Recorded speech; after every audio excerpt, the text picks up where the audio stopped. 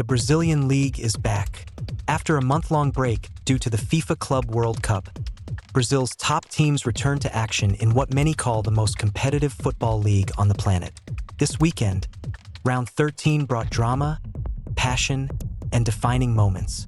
Flamengo 2 São Paulo 0. Flamengo and São Paulo headlined the weekend, and Flamengo delivered a masterclass. Dominating from the first whistle, the Rubro-Negro pressed high, controlled possession, and created far more chances. Luiz Araujo scored a stunner and was the standout performer. Even after taking the lead, Flamengo showed maturity, maintaining their rhythm and control. Coach Felipe Luis made smart substitutions, with De La Cruz and Wallace Yen keeping the momentum alive. In stoppage time, Wallace Yen sealed the win with a precise finish. For São Paulo, it was a nightmare debut for Hernan Crespo. His defensive setup with 3 center-backs and 3 holding midfielders left the midfield lifeless and the attack toothless. Despite a few saves from Rafael, the team lacked reaction and creativity. A dominant, deserved victory keeps Flamengo at the top, while São Paulo's new era begins with major concerns. Internacional 1 Vitória 0. In Porto Alegre, Internacional needed a win, and found one in dramatic fashion. Bruno Tabata scored a rocket in the 47th minute, rescuing Inter from the relegation zone. Despite limited offense, Inter had control and chances, but finishing let them down.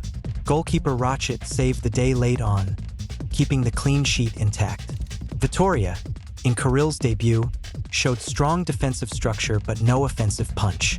They parked the bus but couldn't hold on. In the end, it was Tabata's brilliance and Inter's persistence that decided the game. Vasco 0 Botafogo 2. In Rio, Botafogo stunned Vasco at São Januário. Davide Ancelotti, though not yet officially registered, led the team from the sidelines, and it showed. Botafogo combined tactical discipline with lethal counterattacks. Arthur Cabral opened the scoring just after halftime, and Nathan closed the match with a swift break in the 89th minute.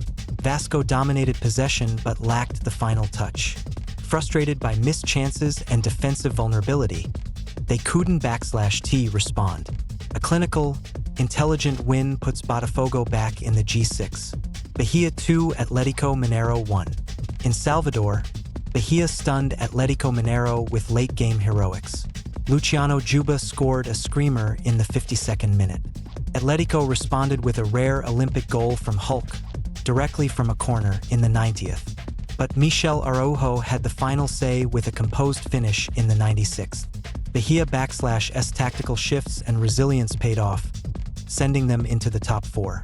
Atletico showed flashes of brilliance but again suffered from inconsistency and defensive lapses. Corinthians 1 Bragantino 2. At the Neo-Química Arena, controversy reigned. A soft penalty call after VAR review allowed Bragantino to take the lead through Eduardo Sacha. Goalkeeper Lutzau had a phenomenal match, making 6 critical saves. Corinthians pushed forward with 14 attempts, but only 4 hit the target. Kaká scored from a corner to equalize, but in the 97th minute, Thiago Borba struck, again from a rebound off a corner. Bragantino was efficient, Corinthians wasteful. The game was decided by inches, nerves, and a controversial call. Cruzeiro 4 Grêmio 1. And in Belo Horizonte, a statement win. Cruzeiro 4, Grêmio 1. Caio Jorge stole the spotlight with a stunning hat trick. Cruzeiro controlled the pace, dominated the stats, and crushed a disorganized Grêmio side. Mano Menezes called the performance scary, and not in a good way.